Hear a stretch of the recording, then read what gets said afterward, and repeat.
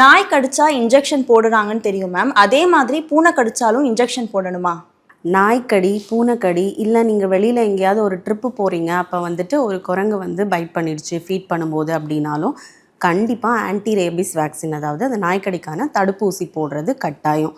ஏன் வந்து பார்த்தோம்னா அந்த ரேபிஸுங்கிற வைரஸ் வந்து அந்த அனிமல்ஸோட சலைவால் இருக்கும், அது வந்து அதோட நகத்துலேயும் இருக்கிறதுக்கு வாய்ப்புண்டு.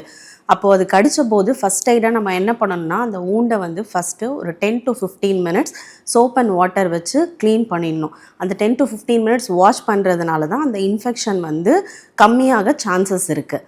ஸோ செகண்ட் என்ன பண்ணணும்னா அந்த ஊண்டோட இன்டென்சிட்டி எவ்வளோன்னு பார்க்கணும். அதாவது மைனர் ஸ்க்ராட்சாக இருக்கா இல்லை டீப் ஊண்டாக இருக்கான்னு. மைனர் ஸ்க்ராட்சாக இருந்தால் ஆன்டிரேபிஸ் வேக்சின் மட்டும் போட்டால் போதும்.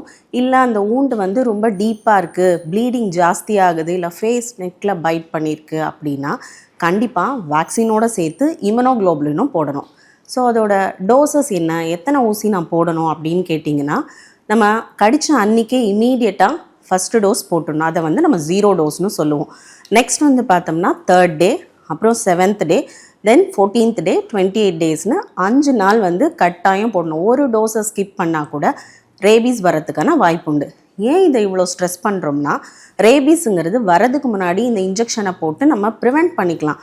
பட் போடாமல் விட்டுட்டோம், ரேபீஸோட சிம்டம்ஸ் ஸ்டார்ட் ஆகிடுச்சு அப்படின்னா கட்டாயம் அந்த பர்சனை சர்வைவல் ரேட் வந்து 100% ஃபேட்டல்னு சொல்லுவோம்.